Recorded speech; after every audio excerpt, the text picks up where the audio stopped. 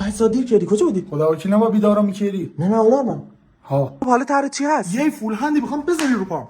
جوهرش تموم نمیشه؟ او بدش نه طرح چی میخواد باشه؟ شیر و پلنگ اینا رو با دست میکشی یا چاپ میکنی؟ میگم اشکال نداره من فاز زدم. چطور مگه؟ میخوام فول هندو بزنی رو لپم. چه سایز خوبه؟ کوچیک همون بزرگتر. این چطوره؟ اما دیگه لپم کو خیلی بزرگ. این چطور؟